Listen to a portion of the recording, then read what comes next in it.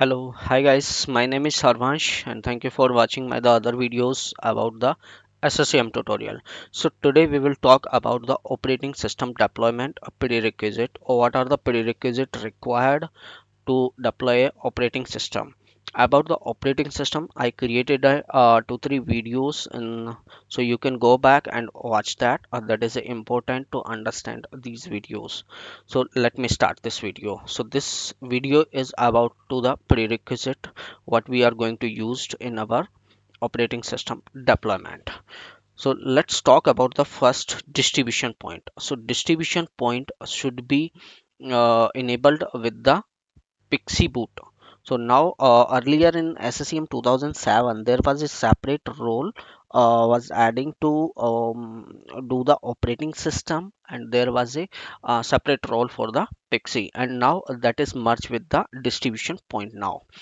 And if you go to the distribution point, here I have only the one distribution point in my lab, so I can show you here. So in this part no need to do anything. Then the second thing here is if you are using HTTP, that's fine. If you want to use the HTTPS, then you can use the HTTPS and the PKS certificate. But this is the important part what we are talking. So this is already selected, but I can explain you how to do it. When you are opening your the Pixie, sorry, the distribution point properties, and under the Pixie you need to select it, enable the distribution point client here, and these other two options. So allow the distribution point to incoming Pixie request. So when the Pixie request is reaching out to this distribution point, then this distribution point will respond to Pixie to deploy the OS. Another thing, enable the unknown computer support. When you are doing the operating system deployment on a unknown machine, that means is a bare metal machine where there is a no operating system installed. You want to deploy a fresh installation, new operating system deployment, then you can select this. So it will support the unknown computers. Unknown computer in the sense is like when you don't have the operating system, so obviously you will not be having any of your operating system. Then you will not be having any host name, no client, no any other information about that machine. So in that scenario we called like a unknown machine. That machine will be unknown for SCCM. Okay. And the another thing, enable the distribution. This part I'm not going to enable, because if you enable this, enable the Pixie responder without the Windows deployment services. So if you select this, then your the Pixie will respond without the WDS. Okay, so let it be. Another part is required a password required a password when the Pixie use. So this if you want to put the password when your the boot image boot, and after the completion when it try to calling your vim file, before that if you want to put the password, then it will show you the pop-up to keep the password. If you want to use that window, you can select this option, then you will be having a space for the password. If you don't want to use, you can uncheck this. And this is the option for the network types. So I'm always selecting the all types of network. Why? Because if I don't have the list of network card available in my the infra and production, then that will be causing an issue if I missed out anything, and I have not added here any of the network interface. That value is not available here, and I'm doing the OSD on that particular types of model, so that will be causing an issue and it will fail. So that's why I'm using the all types of interface. Now the multicast, so multicast I'm not going to use here, let it be like that. Then the next option is group relationship, let it be the same. And this is the content on the in this distribution, already these things are distributed. So I will show this part is after completion. This content validation, let it be Boundary group, yes, you need a boundary group. Before that, before a boundary group, you need to create a boundary in the sense for that particular id from where you are going to use your the operating system deployment. So when you do the setup in your company, you will be having a specific IP range, that is a DHCP scope. That particular IP range you need to assign, create a boundary, and then the boundary group that you have to assign it here. I hope you guys are clear with that. Or the let me repeat it again. So what kind of the boundary and the boundary group we are going to create? When you are booting your operating system bare metal machine, I don't have the IP, and it will take a IP from the DHCP server. So you need to assign a particular pool. If this IP address, if I'm booting any machine on particular this subnet or the range, then I will be getting a IP, this particular IP from the DHCP. Okay, then after this IP, if your machine got the IP, it should get the package from the distribution point. So that particular IP range which you created in the DHCP scope, that should be created as a boundary, and then the boundary group. Okay, so that particular thing you have to add it here. Let me show from where you can create a boundary. So here is the boundary you can create with the IP range or the particular subnet. So you can right click here, and you can create a boundary with the IP subnet or the IP range, and then you can create a boundary group here, and then the boundary group will be having these boundary details. So that's how you can create. I have a separate video for this, how you can create a boundary and the boundary groups. Okay, so these things are done. Now we have the other things. I can go here in the operating system panel, operating system deployment. So what we have here, we have the boot image.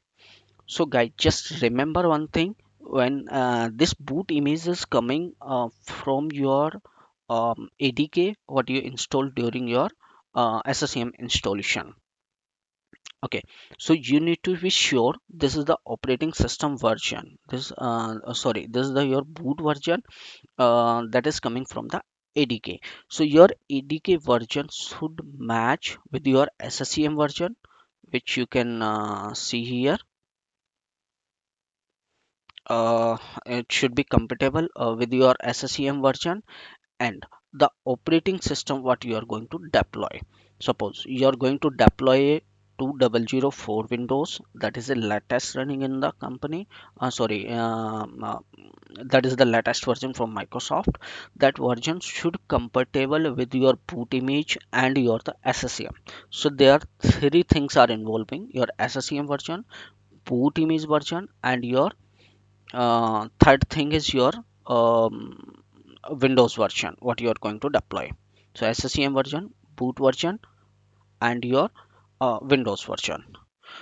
Okay, so I will be pasting a link in my the description where you can see the compatibility with your SCCM server, boot image, and the Windows version what you are going to deploy. Now the next thing is this boot image should be distributed to DP, whichever DP, I mean your the Pixie boot enable DP. So first your job, you need to enable the Pixie on your DP, then only you are going to distribute your image. If already you distributed this image, then remove it, or again you can add it, or you can update it by right click. So I have done it, distributed it. So distribution is not difficult, everyone knows how to distribute it. Like you can select it here, and he next, and then you will be having the distribution point. I don't have any thing because already I added that, and just click next, and it will update. So this is the another things where you have to distribute. But before distribution, there is a one more things. You need to go with the property, and let's see all the properties where I can do the changes to support in my operating system deployment in the OSD. So these are the versions, and here you can check the your OS version, that is like your boot image version, then architecture when it's created and how it is. So these all the details. Now this is the customize. What you have to do, you need to select it, enable the support for the testing only. This option should be selected when you are deploying this image, or sorry, when you are doing the operating system and you are the bare metal machine and you want to check the logs file, so you will be pressing the F8. Okay, so just for the testing you can select this. So this option is mandatory. Now the data source, so where is your the boot image is available, that you need to select it here. What is the deploy the boot image, this option is mandatory to boot it from the distribution point. So deploy the boot image from the pixie enable distribution, and I have selected this, the enable the binary definition. If you want to select this option, you can select it. This is not a mandatory option, so you can go with this option only. And the architecture for your the language and all, it doesn't matter. You can let it be the same only. It will not going to impact anything. Data access, so no need to change anything here. Distribution, let it be here. If you're selecting the automatically, that well and good. If not, you can just let it be like that. Let's go with the content location. So when you distribute your boot image, on where, on how many DPs it got distributed, you can validate it from here. So these are the things. If you want to do some more R&D in your OSD, or you want to research something more, so you can do go with the some scripting, networking, and the other things. So here your the PowerShell also will be supported here. Might be the PowerShell is there. I think, I don't know why it is not showing, but yeah, it can be supported with your the PowerShell and the other scripting language also. If you want to build the front end in your PowerShell language or the other things, then you can use it.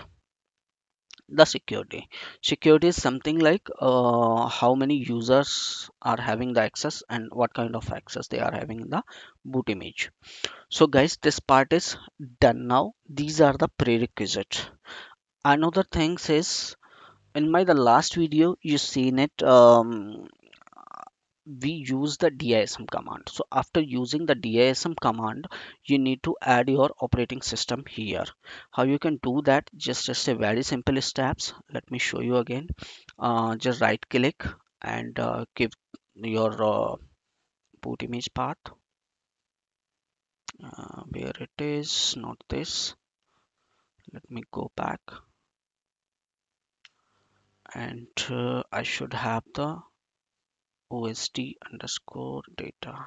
No, this is the one, and this is what we created just now before in the my last video. So you can select your vim file. Okay, something wrong is there. So you can take it from here. Your folder should have the complete rights. So now it's selected with the 101 architecture. You can select it the 64 language, which in which language you want to deploy or the operating system. So you can select it here. So I'm going to select English India, and the next. And here this is not looks good for me, so you can remove that part. And you can mention anything like this is for the Windows 2004, or whichever your the Windows version, you can give the details. Then next and next, and it will distribute to the DP, and you can see in here the progress. Okay, so with the same name, two images came. So this is what we added just now. It's not distributed yet to any of the DP. So what you can do, go right click and distribute this. Now test.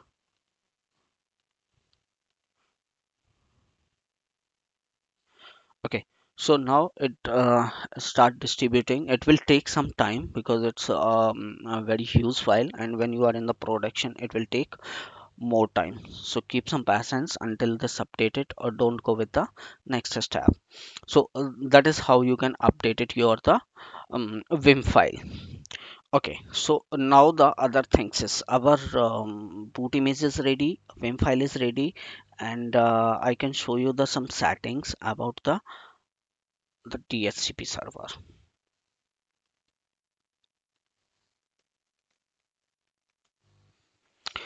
So this is my the DHCP server, where I have configured the scope to run the my OSD infra. So here is the my pool. On this pool, this particular 160 to 254, I will be getting the IP on my the bare metal machines. So this is the one thing you can create it. How you can create? You can put it the new range here, like the start IP and the end IP. So that is part comes under the AD team. If you are in the production, you can raise a request, they can do it for you. But if you are in the lab, so you can just right click and create this. Before this, you need to okay, so this you have to do it. Other things, let me check what I did it. Okay, so these are the scopes which things are using for the DHCP. So router you have to assign, and DNS server. How you can do that is, if you go here and the configure option, you can select the option here easily, and you can do it. Suppose I need like a 06. So where is my the 06? This is here, and the name is come like this. So DNS server, I given the IP here and add it directly, and then I click OK. So it will add it like a DNS. And the for the router I have a 03. So 03, you can check mark this, like I can show this thing. If you want to assign the IP for this, you can put it the IP and can add it. So it's a very simple task. You need to remember, you have to do it these all those things like router, DNS, domain, and here is a 006 and sorry, 066 and 067. So here you need to set your the distribution point name, a pixie distribution name, where just now we distribute the pixie on a distribution point, that the same name you have to put it here, or else after getting the IP it will not understand on the which DP it has to take the pixie boot. So this is the must, and the next option is the boot file. So this how you can get it.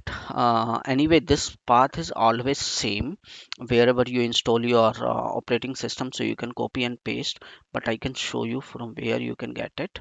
You can go to the your DP, and when you enable the Pixie, you it will be creating a remote installed folder, and inside the remote installed folder, you will be having this path boot x64. So you can go here, boot, and the x64, and then it will be here. So you can give this file name to boot your boot image. So these are the things you can do it under the DHCP. And the one more thing, which the issue I was facing when I was booting my machine, it was not taking, it was not getting the IP. So what you can do it, you can assign your the MAC address here. I can show the what kind of error you can get it. You can go in the logs file, and in the DHCP server, how you can go, I can show you the starting. So I am under the logs, application logs, then I'm going under the Microsoft, under the Windows, and here my the DHCP log should be here. So when I was doing some testing, I was facing this issue, so I thought I can tell you. DHCP DHCP server, and this is the logs you have to check. So here you can see in this DHCP service denied for this particular this MAC address, and which is the name is. So what I did it, I add this is the not this one, this is the E1. Yeah, C2. So what was the issue? E1.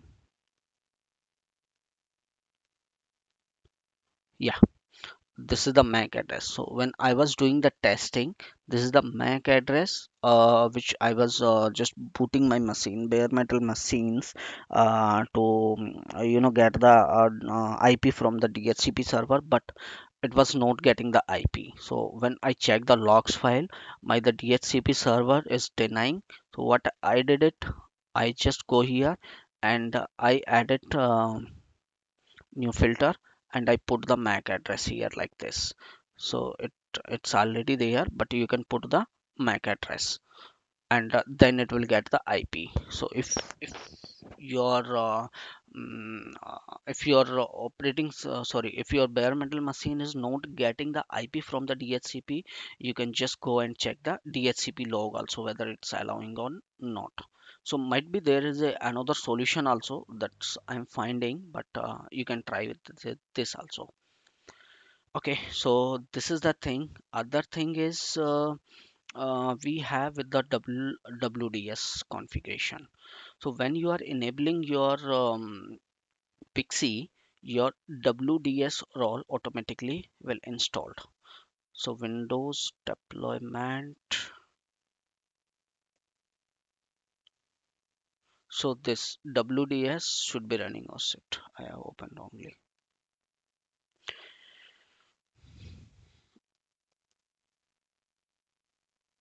Windows deployment service. So this also should be running. How you can check it out? You can go in the services, and I can show you the first service, Windows deployment services. Windows deployment services. So this service should be running when you are starting your operating system deployment. I mean the OSD when you are going to start. So here is nothing much. When you enable the Pixie, these all the things automatically these things will come. So no need to do anything.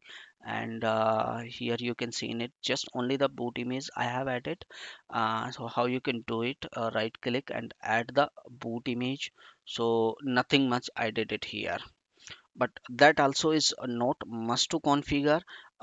If you are not going to use WDS for the OS deployment, so no need to configure this, it's not the mandatory. So guys, these all are things was the required prerequisite.